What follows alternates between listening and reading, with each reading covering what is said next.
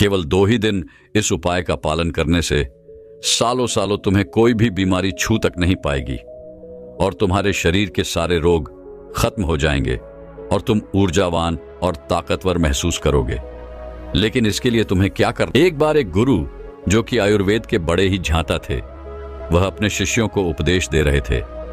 अब आपको तो पता ही है कि पहले प्राचीन समय में किताबें नहीं हुआ करती थीं।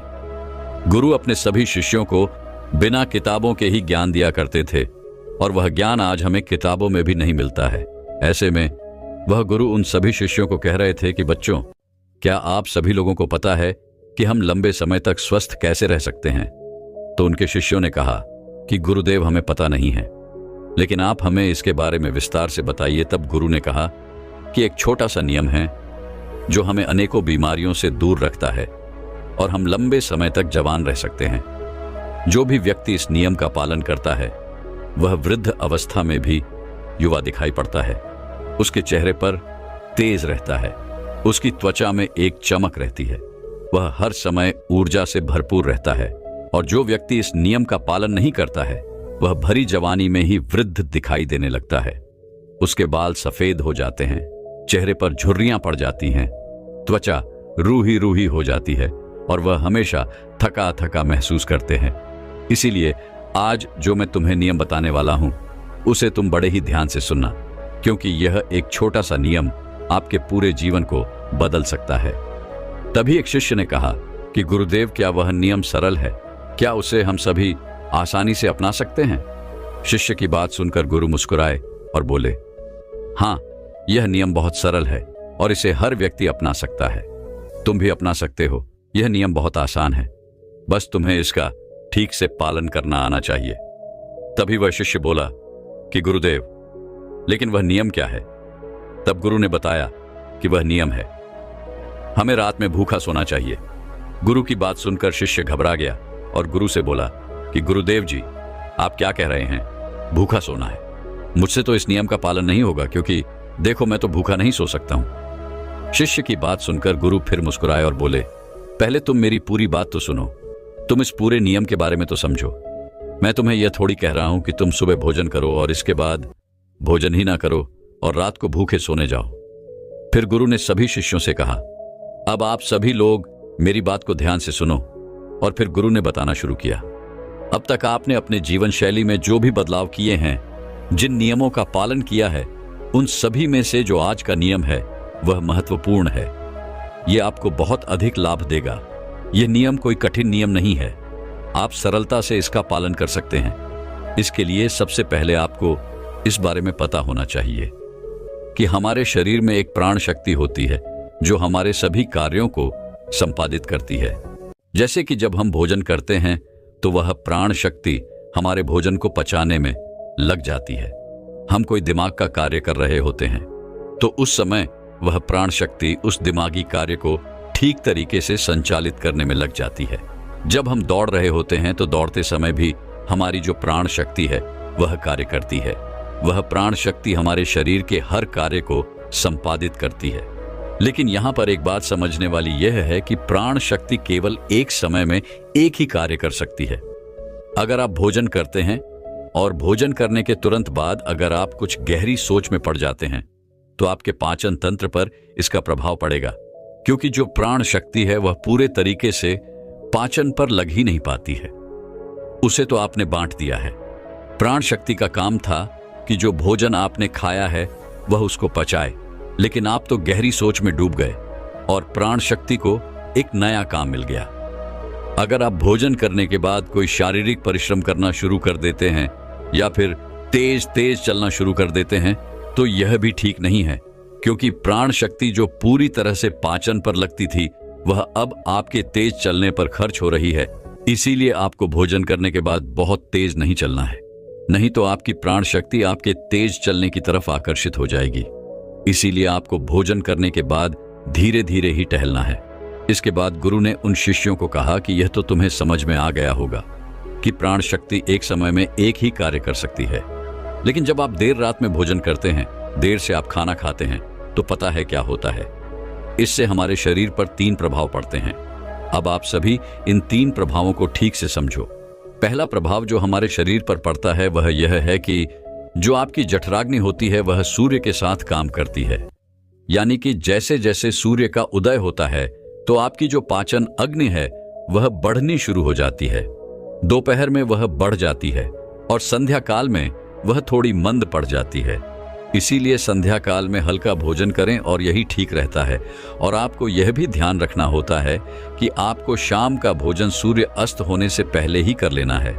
अगर सूर्य अस्त हो गया तो आपकी जो जठराग्नि है वह बिल्कुल कम हो जाएगी और उस मंद जठराग्नि में जब आप भोजन करते हैं तो वह भोजन ठीक से नहीं पचता है। अगर आपने सात्विक भोजन भी किया होगा तो वह भी नहीं पचता है, क्योंकि उस समय जठराग्नि मंद थी, इसीलिए भोजन ठीक से नहीं पचता है और वह शरीर में लंबे समय तक पड़ा रहता है, ज्यादा समय तक रुका रहता है। इसी वजह से वहां पर सड़न पैदा होने लगती है और वही सड़न हमारे लिए विषाद का कारण बनती है, जहर का कारण बनती है, आपके शरीर के लिए हानिकारक होती है। इसीलिए आपको समझना है कि आप अगर सूर्य अस्त होने से पहले भोजन करते हैं तो जठराग्नि ठीक रहती है और भोजन ठीक से पचता है। दूसरा प्रभाव जो आपके शरीर पर पड़ता है वह यह है कि रात्रि के समय जो आपकी प्राण शक्ति है वह हीलिंग में लगनी चाहिए। यानी कि शरीर में जो मरम्मत होनी है, शरीर में जो टूट फूट होती है, उसकी मरम्मत में वह प्राण शक्ति लगनी चाहिए। लेकिन अक्सर लोग क्या करते हैं, भोजन करते हैं और सो जाते हैं, जो कि बहुत गलत है, क्योंकि मैंने आपको पहले बताया कि प्राण शक्ति एक समय में एक ही कार्य करती है। लेकिन जब आप खाना खाकर तुरंत सो जाते हैं तो आपकी यह प्राण शक्ति पूरी तरह भोजन को पचाने में लगी रहती है और इस वजह से वह हीलिंग का कार्य जो है वह नहीं कर पाती है, शरीर की मरम्मत नहीं कर पाती है।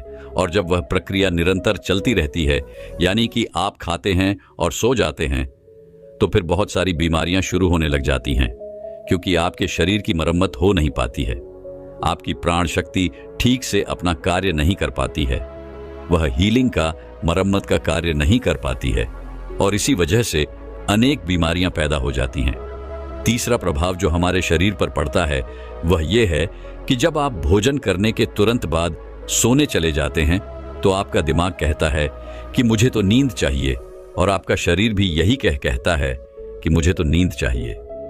लेकिन आपका पाचन तंत्र क्या कहता है? क्या अभी मैं सक्रिय हूं? मुझे तुमने काम दिया है, अब इस काम को मुझे करना है, तो आप भी जागते रहोगे, तभी तो मैं अपना कार्य ठीक से कर पाऊंगा।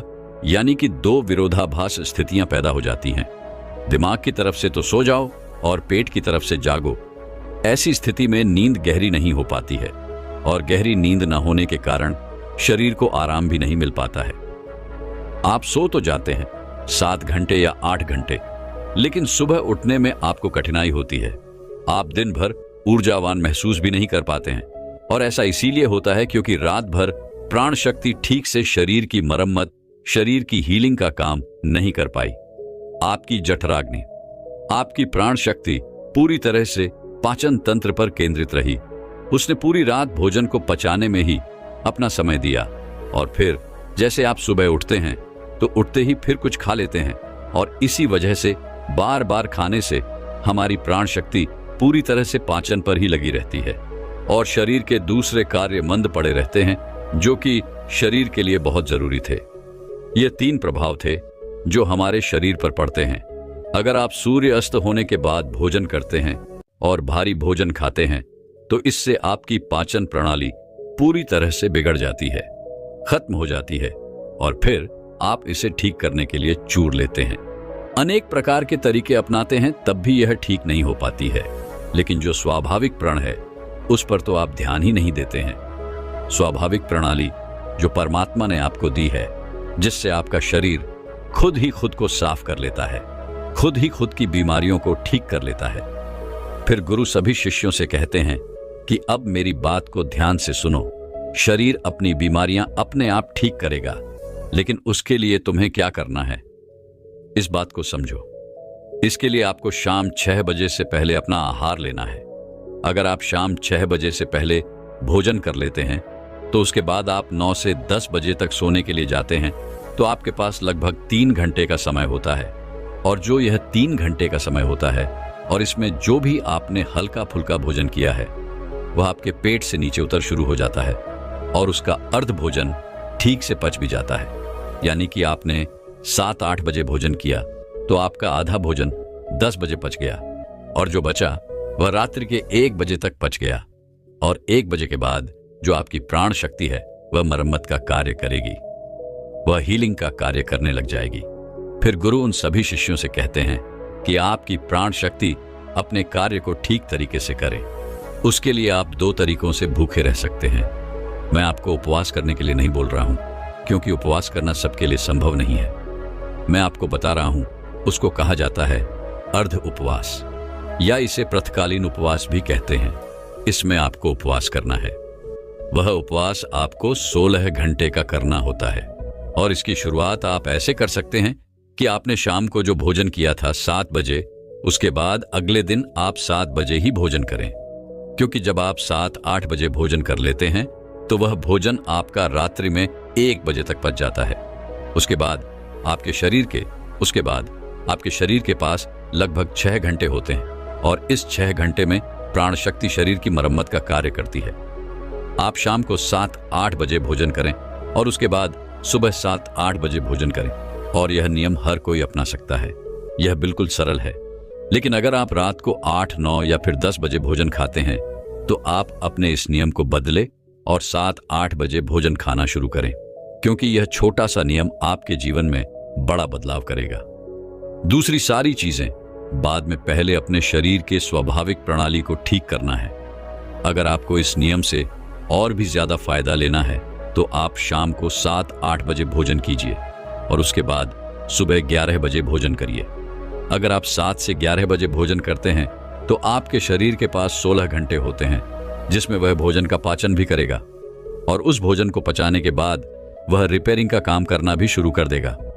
इस प्रकार से जब आप अपने शरीर को आराम देते हैं, पाचन तंत्र को रिलैक्स होने देते हैं, प्राण शक्ति को अपना कार्य करने देते हैं, तो यह प्राण शक्ति आपके पूरे शरीर को प्रभावित करेगी, पूरे सिस्टम को ठीक करेगी और आपको यह प्रभाव 15 से 20 दिन में दिखना शुरू हो जाएगा। अगर आपको कोई गंभीर बीमारी है तो वह ठीक होना शुरू हो जाएगी। अगर आपकी त्वचा खराब है तो वह भी ठीक होने लगेगी। आपकी त्वचा गलौज करेगी। अगर आपके बाल बहुत ज्यादा झड़ते हैं तो आपके बाल भी मजबूत होंगे, और अगर आपके बाल सफेद हो चुके हैं तो वह भी धीरे धीरे काले होना शुरू हो जाएंगे।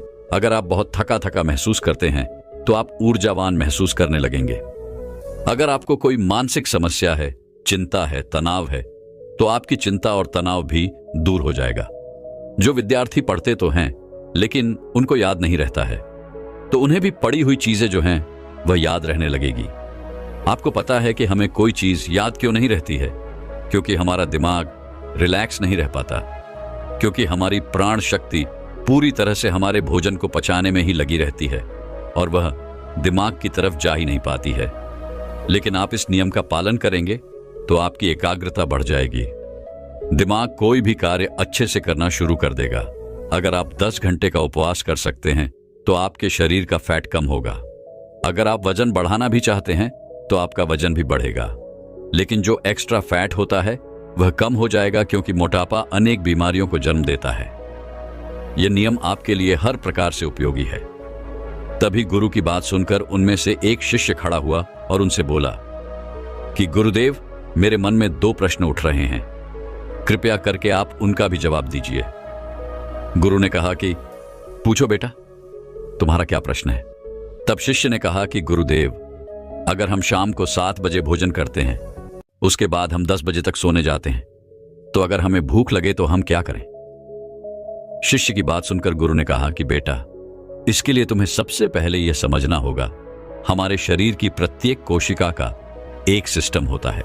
वह बाहर से कैलोरी लेती है जो हम भोजन खाते हैं, उससे वह ऊर्जा का निर्माण करती है और उसी से हमारा शरीर भी चलता है। लेकिन अगर कोशिकाओं को निरंतर बाहर से आहार मिलता रहता है तो उसी से वह निरंतर ऊर्जा बनाती रहती है। लेकिन जब आप कुछ समय तक भोजन नहीं करते हैं और बाहर से कोशिकाओं को ऊर्जा मिलना बंद हो जाती है, तो ऐसी स्थिति में कोशिकाएं अपने अंदर जो वेस्ट मटेरियल पड़ा रहता है उससे ही, चाहे वह गलत तरीके का प्रोटीन ही क्यों ना हो, कोई बैक्टीरिया ही क्यों ना पड़ा हुआ हो, वह उनका अवशोषण करके ऊर्जा का निर्माण करना शुरू कर देती है। इस स्थिति में कोशिकाओं की सफाई होना शुरू हो जाती है और इस प्रक्रिया में यह होता है कि जो कोशिकाओं के अंदर एक संरचना होती है जिसे लिसोसोम कहा जाता है। लिसोसोम के अंदर कुछ एंजाइम होते हैं और यह एंजाइम जो वेस्ट मटेरियल कोशिका के अंदर है उसका पाचन करके उससे ऊर्जा का निर्माण करना शुरू कर देते हैं। यानी कि आपकी कोशिकाएं जब उसे बाहर से ऊर्जा नहीं मिलती हैं तो वह अपने अंदर के वेस्ट मटेरियल को इकट्ठा करके उसी से ऊर्जा बनाती है। और इसी तरीके से हमारे शरीर की डिटॉक्स प्रणाली भी शुरू हो जाती है। और यह डिटॉक्स प्रणाली आप कुछ खाकर या कोई भी औषधि लेकर शुरू नहीं कर सकते हैं। यह डिटॉक्स प्रणाली जो है वह एक ही तरीके से शुरू हो सकती है और वह यह है कि जब आप कुछ समय तक आहार नहीं लेते हैं। दिन में पूर्ण उपवास करना लोगों के लिए संभव नहीं होता है, कठिन पड़ता है, लेकिन आप इस नियम में अधिकतर समय सो ही रहे होते हैं। तो अगर आप 16 घंटे का नियम अपनाते हैं, शाम को 7 बजे भोजन करके अगले दिन 7-10 बजे या फिर हो सके तो 11 बजे भोजन करते हैं, तो इससे भी आपको कोई कठिनाई नहीं होगी, क्योंकि इस समय भी आप अधिकतर समय सो ही रहे होते हैं। और उसके बाद आप अपने सुबह के नियम और प्रक्रिया में लगे रहते हैं, जिससे समय निकल जाता है। आपको भूख का एहसास नहीं होता है। फिर गुरु ने शिष्य से कहा कि बेटा, अगर आपको 7 बजे खाना खाने के बाद भी भूख लगती है तो आप उस समय नारियल पानी ले सकते हैं, क्योंकि यह आपकी डिटॉक्स प्रणाली में कोई बाधा नहीं बनता है। इसके साथ आप एक कार्य कर सकते हैं जिससे कि आपकी भूख पर प्रभाव भी पड़ेगा और जो आपकी डिटॉक्स प्रणाली है वह भी बेहतर होगी। दोस्तों, जब हमारा मस्तिष्क अच्छे तरीके से काम करता है तो ही हम अच्छा सोच पाते हैं और जीवन में अच्छे अच्छे बदलाव भी ला पाते हैं। और जीवन में अगर आपको बड़े फैसले लेने हैं, मुश्किल हालातों से निपटना होता है, तो हमें मानसिक रूप से मजबूत होना बहुत ज्यादा जरूरी होता है। जरूरी नहीं कि आपकी जिंदगी में हर पल अच्छा ही होता रहे और आप तभी खुश रहे। कभी कभी आपकी जिंदगी में ऐसे वक्त भी आएंगे जहां पर आपको भारी मुसीबतों का सामना भी करना पड़ सकता है। ऐसे में कई बार होता है कि इंसान मुसीबतों का सामना करते करते अपने मुश्किल हालातों से लड़ते लड़ते अपने जीवन से हारने लगता है। लेकिन वहीं पर जो इंसान मानसिक रूप से मजबूत होते हैं वह इन मुश्किल हालातों से अपने कठिन समय से बाहर जरूर निकल आते हैं। एक बार एक बौद्ध महात्मा आश्रम में अपने शिष्यों को दिमाग के ऊपर कुछ प्रवचन दे रहे थे। गुरु कह रहे थे कि इंसान के मस्तिष्क के विचार कभी अच्छे होते हैं तो कभी बुरे होते हैं।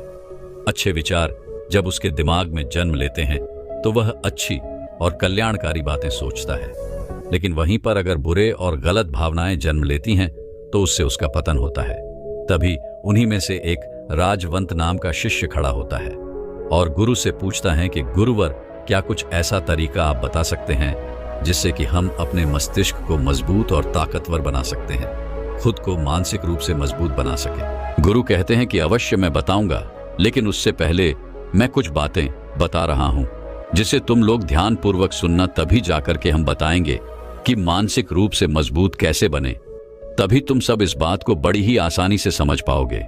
गुरु कहते हैं कि जब भी हम कुछ सोचते हैं तो सबसे पहले वह विचार हमारे मस्तिष्क में जन्म लेते हैं और उसी के अनुरूप हमारा पूरा शरीर कार्य करने लगता है।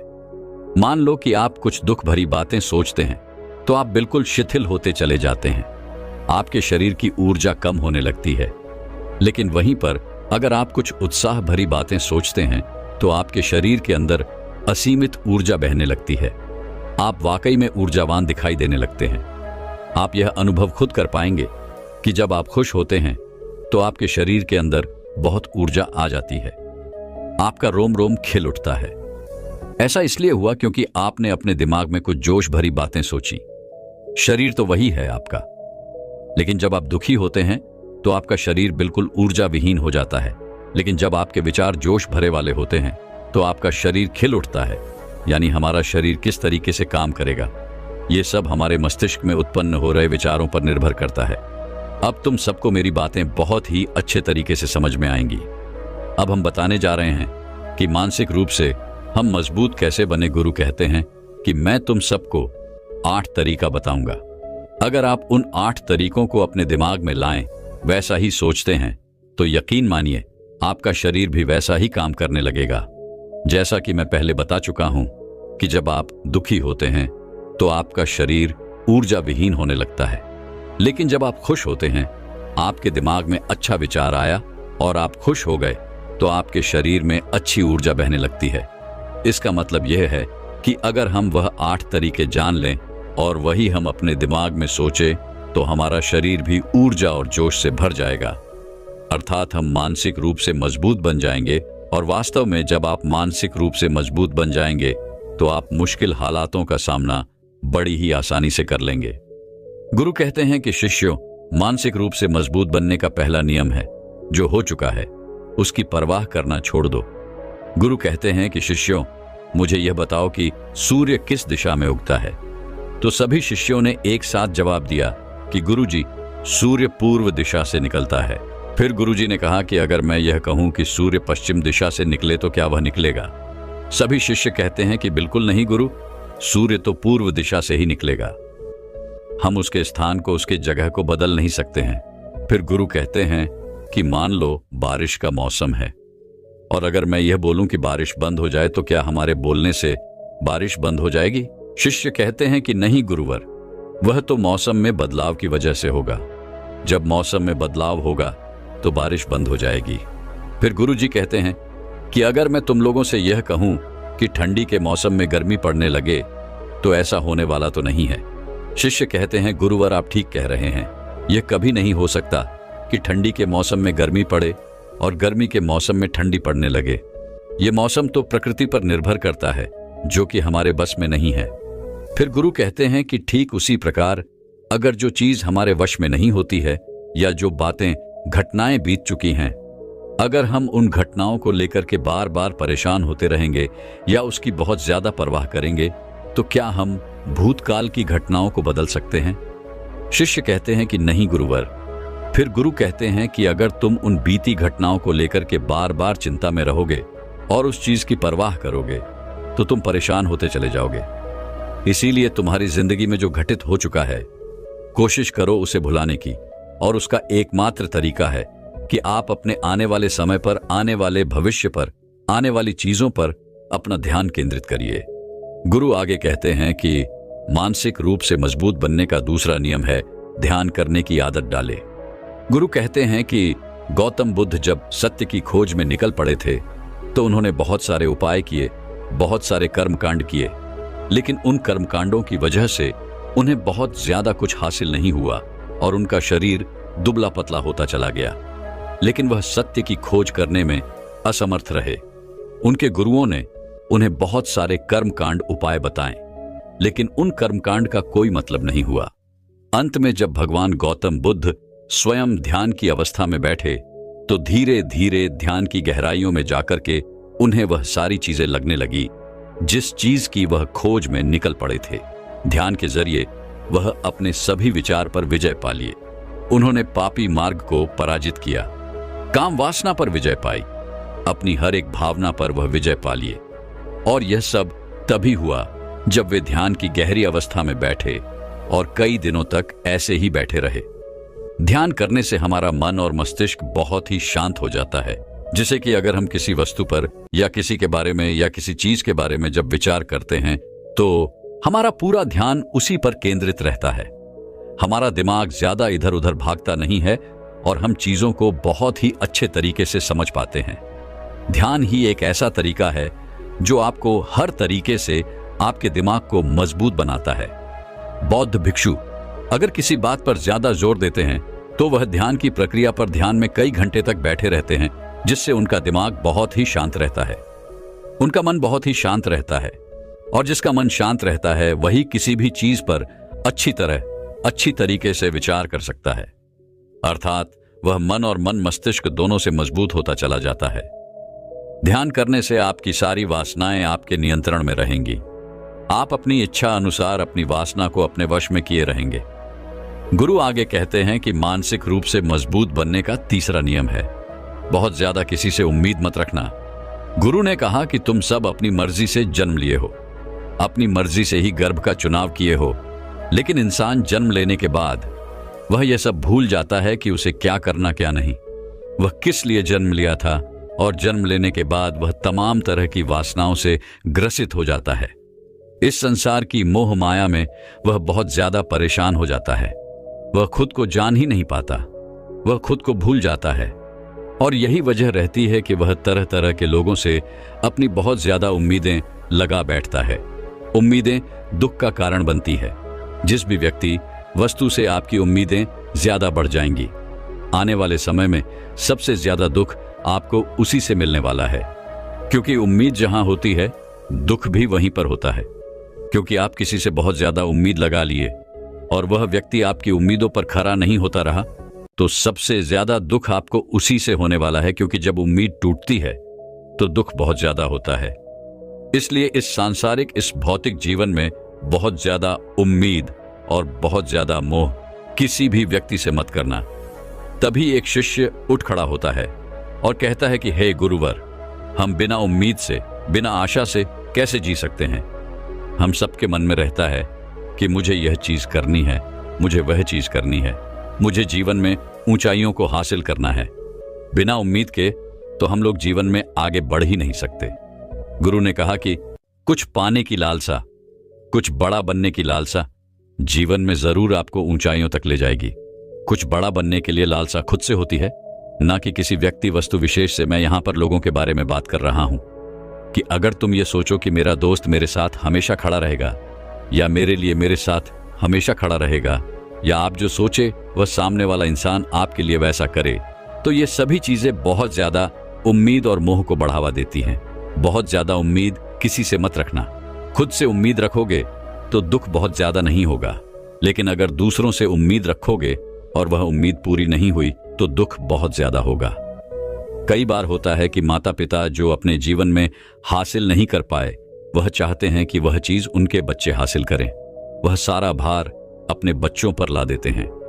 बच्चे उनके हिसाब से चले, वह उनकी उम्मीदों को पूरा करे।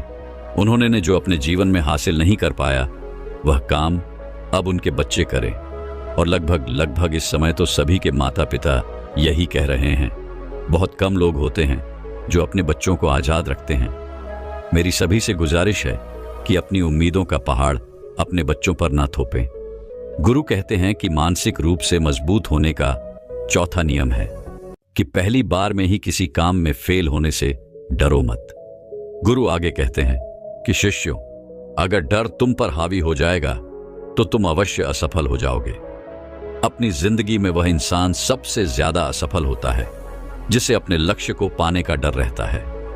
अगर डर तुम्हारी जिंदगी में बढ़ गया तो तुम्हें वह असफलता की तरफ जरूर ले जाएगा, क्योंकि डर तुम्हारे आत्मबल को, तुम्हारे आत्मविश्वास को डगमगा देगा, कमजोर कर देगा और तुम्हारा आत्मबल, तुम्हारा आत्मविश्वास कमजोर हो जाएगा।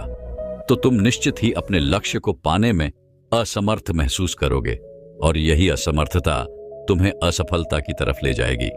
इसलिए जीवन में जब तुम अपने लक्ष्य की प्राप्ति के लिए आगे बढ़ो तो मन में किसी भी चीज की शंका मत रखो कि मैं फेल हो जाऊंगा, अगर यह नहीं हुआ तो यह हो जाएगा।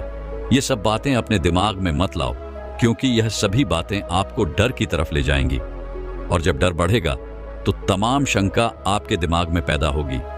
आपको घबराहट भी हो सकती है, आपको नींद नहीं आएगी, रात को बेचैन मन होने लगेगा, क्योंकि आपका डर आपको असफलता की तरफ ले जा रहा है। और जब असफलता का विचार आपके दिमाग में आएगा तो आप और ज्यादा डरने लगेंगे। इसलिए जीवन में जब आप लक्ष्य की प्राप्ति के लिए आगे बढ़ जाओ तो मन में कोई शंका मत रखो, सिर्फ और सिर्फ अपने काम करने पर ध्यान दो।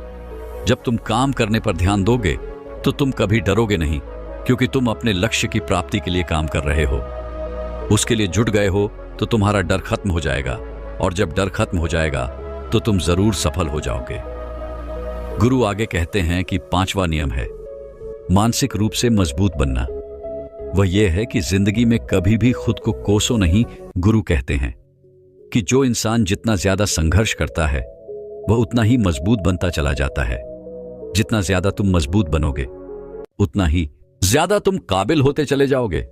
इसलिए अगर तुम किसी भी चीज में असफल भी हो जाते हो, या कोई चीज तुम्हारी इच्छा के अनुसार नहीं हुई, या तुमने कुछ ऐसा कार्य किया जैसा नहीं करना चाहिए था, और इन सब बातों को लेकर के अगर तुम पछता रहे हो, खुद को कोस रहे हो, तो यह तुम्हें मानसिक रूप से कमजोर करता चला जाएगा, क्योंकि खुद को कोसना बहुत ज्यादा खतरनाक होता है। यह आपके दिमाग की क्षमता को कम कर देगा, आपकी सोचने समझने की शक्ति को कम कर देगा, आपके आत्मबल, आपके आत्मविश्वास को कम कर देगा। इसीलिए जीवन में कभी भी किसी भी कार्य के लिए खुद को कोसना नहीं, क्योंकि अगर वह कार्य तुमसे नहीं हुआ है या जो तुम सोच रहे हो वह जिंदगी में नहीं कर पाए, तो इसका मतलब यह नहीं है कि तुम असफल ही हो गए। अगर मैं यह कहूं कि यह सामने वाला आम का पेड़ है, इस पर सबसे पहले कौन सा जानवर चढ़ेगा? हाथी चढ़ेगा, बंदर चढ़ेगा, या फिर गिलहरी और या फिर शेर? तो सभी शिष्यों ने कहा कि गुरुवर, इस पर तो गिलहरी और बंदर सबसे पहले चढ़ जाएंगे। तभी फिर गुरु कहते हैं कि तो अगर यह हाथी सोचे कि मैं इस पेड़ पर नहीं चढ़ पाया, अगर वह खुद को कोसने लगे, तो क्या यह सही है? शिष्य ने कहा कि गुरुवर, यह तो गलत बात है, क्योंकि हाथी तो कभी भी पेड़ पर चढ़ ही नहीं सकता।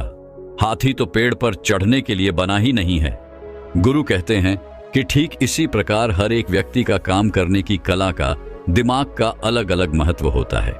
कोई किसी कार्य में माहिर होता है तो कोई किसी कार्य में बस हमें इसी को समझने की जरूरत होती है। जरूरी नहीं कि दुनिया के लोग जैसा कर रहे हैं तो तुम भी वैसा करो। तुम अपनी प्रतिभा के हिसाब से कार्य को करो। अगर तुम अपनी प्रतिभा के हिसाब से करोगे तो तुम उसमें जरूर सफल हो जाओगे। गुरु आगे कहते हैं कि मानसिक रूप से मजबूत बनने का छठा नियम है, अपनी ऊर्जा को व्यर्थ में बर्बाद मत करो। गुरु कहते हैं कि तुम सबके अंदर अभी बहुत ऊर्जा है। कभी भी अपनी ऊर्जा को गलत कार्यों में, गलत लोगों पर बर्बाद मत करना, क्योंकि अगर तुम अपनी ऊर्जा को बर्बाद करोगे तो वह तुम्हें बर्बादी की तरफ ले जाएगी। इसलिए अपनी ऊर्जा को अपने लक्ष्य में लगाओ, क्योंकि अभी तुम सबके पास बहुत ज्यादा ऊर्जा है। अगर तुम सब पूरी ऊर्जा के साथ अपने लक्ष्य पर जुड़ जाओगे तो तुम जरूर सफल हो जाओगे। लेकिन अगर तुम ऊर्जा को गलत जगह पर लगा रहे हो तो तुम्हारी ऊर्जा बिखरने लगेगी, और जब ऊर्जा बिखरने लगेगी तो तुम कभी भी अपने लक्ष्य की प्राप्त नहीं कर पाओगे। गुरु आगे कहते हैं कि मानसिक रूप से मजबूत बनने का 7वां नियम है, सुनो सबकी लेकिन करो अपने मन की। गुरु कहते हैं कि शिष्यों, पहले ध्यान से तुम यह पता करो कि तुम्हारे अंदर कितनी क्षमता है। अगर तुम सबको अपनी क्षमता के बारे में पता है तो तुम अपनी क्षमता के हिसाब से कार्य को करो। भले लाखों लोग तुमसे यह बोले कि तुम इस कार्य को नहीं कर सकते हो, उस कार्य को नहीं कर सकते हो, तो तुम कभी भी उन पर भरोसा नहीं करना या उनके हिसाब से मत चलना, क्योंकि शरीर तुम्हारा अपना है। तुम्हें खुद के बारे में सबसे ज्यादा तुम ही जान पाओगे। कोई दूसरा तुम्हारे बारे में तुमसे ज्यादा नहीं जान पाएगा। तुम सबको अपने अपने बारे में पता होगा, अपनी अपनी क्षमता के बारे में पता होगा कि तुम इस कार्य को या किसी भी कार्य को कैसे कर सकते हो। कोई किसी कार्य को बहुत जल्दी कर सकता है तो कोई थोड़ा समय लगा सकता है। ये सब बातें तुम सबको खुद के बारे में सबसे ज्यादा तुम ही को ही पता होगी। इसलिए तुम्हारे अंदर जो क्षमता है, अपनी क्षमता के हिसाब से ही अपने कार्य का चुनाव करो। और जब तुम अपनी क्षमता के हिसाब से कार्य को करोगे, खुद के अंदर की आवाज को सुनोगे, तो तुम जीवन में जरूर आगे जाओगे। कई बार होता है कि लोग खुद की क्षमता को पहचानते ही नहीं। जैसा दूसरे लोग कह रहे हैं वह वैसा ही करने लगते हैं और अपनी जिंदगी का ढेर सारा समय यूं ही बर्बाद कर देते हैं। उनसे ऐसा काम करने को कहा गया था तो वह भी वैसा ही काम करने में जुट गए, बिना सोचे समझे ही उनकी क्षमता कितनी है या उनकी प्रतिभा उस कार्य में है कि नहीं। तो ऐसे लोग कभी भी अपने लक्ष्य को प्राप्त नहीं कर सकते, क्योंकि जो इंसान अपनी खुद की क्षमता को नहीं पहचान पाएगा वह जीवन में कभी भी सफलता अर्जित नहीं कर पाएगा। यह शरीर तुम्हारा है, यह दिमाग तुम्हारा है। सोचने से समझने की शक्ति भी तुम्हें ही तय करनी है। तो पता होना चाहिए कि तुम्हारा शरीर कितना मजबूत है, कितना ताकतवर है और इसमें कितनी क्षमता है। और अगर क्षमता नहीं है तो अपने शरीर की क्षमता को बढ़ाने की कोशिश करिए और खुद के अंदर की खुद की भावनाओं को सुनने प्रयास करिए और अपनी क्षमता के हिसाब से आगे बढ़िए। फिर गुरु आगे कहते हैं कि मानसिक रूप से मजबूत बनने का 8वां नियम है, बोलना कम करो और अपने कार्य पर ध्यान दो। गुरु आगे कहते हैं कि जो इंसान बहुत ज्यादा बोलता है वह अपनी ऊर्जा को यूं ही नष्ट करता रहता है, क्योंकि जो बोलता ज्यादा है वह सोचता कम है। क्योंकि उसने अपनी सारी की सारी ऊर्जा बोलने में खपत कर दी तो वह सोचेगा क्या उसे सोचने का समय ही नहीं मिल पाया। लेकिन जो इंसान कम बोलता है उसे सोचने का समय ज्यादा मिल जाता है। और जब तुम किसी बात पर या किसी तत्व पर ज्यादा विचार करोगे तो जाहिर सी बात है कि तुम्हारे दिमाग में तमाम विचार आएंगे और वह विचार ही तुम्हें सफलता की तरफ ले जाएंगे। गुरु कहते हैं कि शिष्यों, अगर मैं तुमसे कुछ सवाल पूछता हूं तो सबसे पहले तुम सोचते हो, तुरंत बोल तो नहीं देते। लेकिन अगर कोई यहां बैठा है और वह अपने साथी से बात कर रहा है, अपने दूसरे गुरु भाइयों से बात कर रहा है, तो वह कभी हमारी बात पर ध्यान नहीं दे पाएगा। और जब हम प्रश्न पूछेंगे तो उसका गलत जवाब वह दे देगा, क्योंकि वह बोलने में अपनी ऊर्जा व्यर्थ कर रहा है। वह हमारी तरफ तो ध्यान दिया ही नहीं, लेकिन जो शिष्य शांत हैं, हमारी बात को ध्यान से सुन रहा है, तो वह सोच विचार करके पूर्ण तरीके से उत्तर देगा और उसके उत्तर भी सही होंगे। इसलिए शिष्यों, कम बोलने का अभ्यास करो। जब तुम कम बोलने का अभ्यास करोगे तो तुम किसी भी बात पर, किसी भी तथ्य पर ज्यादा विचार कर पाओगे। तो जाहिर सी बात है कि समस्या का समाधान जरूर निकल कर आएगा और कम बोलने से तुम्हारी ऊर्जा की भी बचत होगी। उस ऊर्जा को सोचने में लगाओ। गुरु कहते हैं कि शिष्यों, ये थे मानसिक रूप से मजबूत बनने के 8 नियम। अगर तुम सब यकीन के साथ इन 8 नियम का पालन अपनी जिंदगी में करते हो तो तुम मानसिक रूप से अवश्य मजबूत बनोगे। फिर कोई परेशानी, कोई भी रुकावट तुम्हारी जिंदगी में नहीं आने वाली है। कोई समस्या भी आएगी तो तुम उसका डट कर सामना भी कर पाओगे। सभी शिष्य गुरु की बात को सुनकर के उनका कोटि कोटि नमन करते हैं और वे लोग समझ जाते हैं कि मानसिक रूप से मजबूत बनने के यह 8 नियम उनकी जिंदगी में कितने हितकारी साबित होने वाले हैं। वह सभी गुरु को प्रणाम करते हैं और उस दिन की शिक्षा भी पूरी हो जाती है। सभी लोग अपने आश्रम में चले जाते हैं। एक समय की बात है, एक नगर में बहुत बड़े प्रसिद्ध गुरु रहते थे। वह गुरु आयुर्वेद के बहुत बड़े ज्ञाता थे। उनकी प्रसिद्धि हर जगह फैली हुई थी। ऐसे में एक बार उनके पास एक युवक आया और उनसे कहने लगा, गुरुदेव, मैं अपने पेट को लेकर बहुत ही परेशान हूं। मेरा पेट हमेशा ही भारी भारी रहता है, मुझे भूख नहीं लगती है और हमेशा ही मेरे पेट में दर्द रहता है। और इस दर्द की वजह से न तो मेरा किसी काम में मन लगता है और मैं अधिकतर चिड़चिड़ा महसूस करता हूं। कृपया मुझे कुछ आसान से उपाय बताइए जिससे मैं अपनी इस पेट की समस्या से छुटकारा पा सकूं। युवक की पूरी बात ध्यान से सुनने के बाद उन गुरु ने उस युवक से कहा, बेटा, घबराने की आवश्यकता नहीं है। तुम्हारे पेट में इन सारी परेशानियों का कारण है पेट में गैस का बनना। फिर वह गुरु उस युवक से कहते हैं, बेटा, मेरी बात को ध्यान से सुनो। कई बार आपके पेट में बहुत ज्यादा गैस इकट्ठी हो जाती है जिससे आप परेशान होने लगते हैं और आपका पेट फूल जाता है। इसके क्या कारण होते हैं यह समझो। देखो, गैस आमतौर पर आंत में बनती है, जो छोटी आंत के जरिए बड़ी आंत में तेजी से फैलती है। गैस बनने का सबसे बड़ा कारण है अपच, जिसकी वजह से आपका पाचन तंत्र पूरी तरह बिगड़ जाता है। फिर गुरु उस युवक से कहते हैं, बेटा, पेट में गैस बनने के 2 मुख्य कारण होते हैं, जिसमें पहला कारण होता है कि जब हम खाना खाते हैं तो उसके साथ बहुत सारी हवा खाने के साथ और पानी के साथ हमारे पेट के अंदर चली जाती है और फिर वह वहां पर इकट्ठा होकर ठंड का कारण बनती है। दूसरा कारण है कि जब हम खाना खाते हैं तो कई बार हम ऐसा खाना खा लेते हैं जिससे कि पाचन क्रिया के दौरान जब वह खाना पचता है तो वहां पर बहुत सारी गैस इकट्ठी हो जाती है और अगर यह गैस ज्यादा बनती है तो वह गैस वहां पर जमा होकर दर्द का कारण बन जाती है और हमारे अंदर ऐसी असहजता पैदा कर देती है। गुरु उस युवक से कहते हैं, बेटा, अब जो मैं तुम्हें बताऊं उन चीजों को तुम ध्यान से सुनना, जिसमें सबसे पहली है, भोजन में कार्बोहाइड्रेट चीजों को कम करें। भोजन में जरूरत से ज्यादा कार्ब्स जैसे आलू, चावल, ब्रेड, मिठाई, पकोड़े, चिप्स, कोल्ड ड्रिंक आदि लेने से और फाइबर का सेवन कम करने से कब्ज, अपच पेट, दर्द पेट में गुड़गुड़ाहट तुम्हें ध्यान में रखनी है। वह यह है कि खाते समय पानी ना पिए। कुछ लोग खाते समय खूब पानी पीते हैं। यह आदत सेहत के लिए अच्छी नहीं है। खाते समय पानी पीने से खाना ठीक से नहीं पच पाता है, जिससे पेट में गैस और गुड़गुड़ाहट हो सकती है।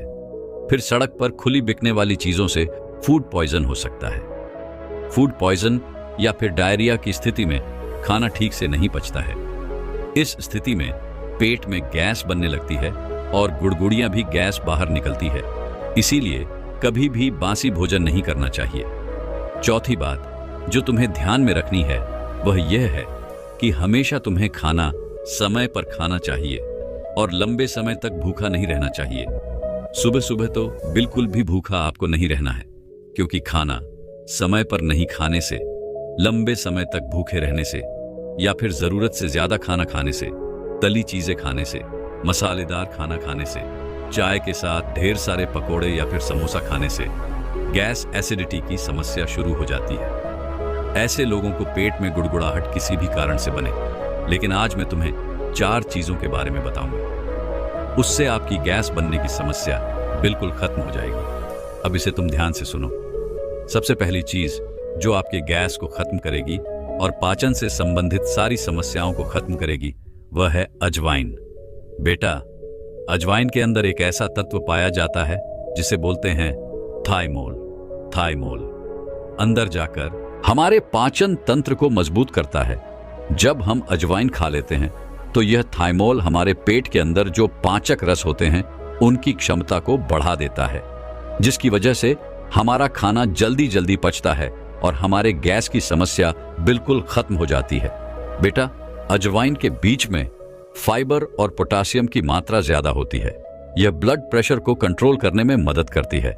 यह बीज दिल से जुड़ी समस्याओं को भी कम करते हैं। अजवाइन मेटाबॉलिज्म को बढ़ाने के साथ साथ पाचन में सुधार करता है। अजवाइन में एंटी फंगल गुण पाए जाते हैं जो स्किन के लिए गुणकारी होते हैं। इसका उपयोग त्वचा की समस्याओं जैसे मुहासे, एक्जिमा और फंगल संक्रमण के इलाज के लिए किया जाता है। अजवाइन के बीज गांठियां और जोड़ों के दर्द जैसी समस्याओं में मदद करते हैं।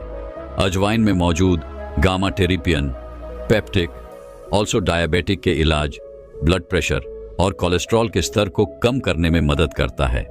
अब आपको इसे कैसे इस्तेमाल करना है उसके बारे में जानो। आपको एक ग्लास गुनगुना पानी लेना है और उसके साथ आपको आधा चम्मच अजवाइन की फांक लेनी है। इसको आपको खाने के 10 से 15 मिनट के बाद में लेना है। दिन में आपको एक ही समय इसका इस्तेमाल करना है, यानी आप इसे सुबह के नाश्ता करने के बाद में ले सकते हैं, या फिर आप दोपहर का खाना खाने के बाद इसको ले सकते हैं, या फिर आप रात्रि का खाना खाने के बाद भी इसको ले सकते हैं। जब आप अजवाइन की फाक को लेना शुरू कर देंगे तो आपके गैस की समस्या बिल्कुल खत्म हो जाएगी और आपका पाचन तंत्र भी मजबूत होगा। फिर गुरु उस युवक से कहते हैं कि बेटा, दूसरी चीज जो आपको इस्तेमाल करनी है वह है जीरा। जीरा बहुत ही अच्छी चीज है। जीरे के अंदर बहुत सारे प्राकृतिक तेल पाए जाते हैं जो कि हमारे पाचन तंत्र को सुधारते हैं, मजबूत करते हैं और गैस की समस्याओं से हमें छुटकारा दिलाते हैं। इसीलिए आपको जीरे का पानी इस्तेमाल करना है। यह आपके शरीर को अंदर से साफ करता है। जब आप इसका सेवन करते हैं तो यह शरीर में मौजूद हानिकारक कण, गंदगी और बैक्टीरिया को साफ करता है। यह आपके रक्त को शुद्ध करने में मदद भी करता है। इसके अलावा यह आपकी इम्यूनिटी को मजबूत करता है। यह पेट के लिए भी बहुत लाभकारी होता है। जिन लोगों का पाचन कमजोर है और पेट संबंधित समस्याएं जैसे पेट में गैस, अपच, कब्ज, ब्लोटिंग आदि से परेशान रहते हैं, उनके लिए जीरे का पानी बहुत ही लाभकारी होता है। साथ ही अगर आप भोजन के 15 मिनट के बाद इसका इस्तेमाल करते हैं तो यह भोजन के बेहतर पाचन में भी मदद करता है और पेट को स्वस्थ रखता है।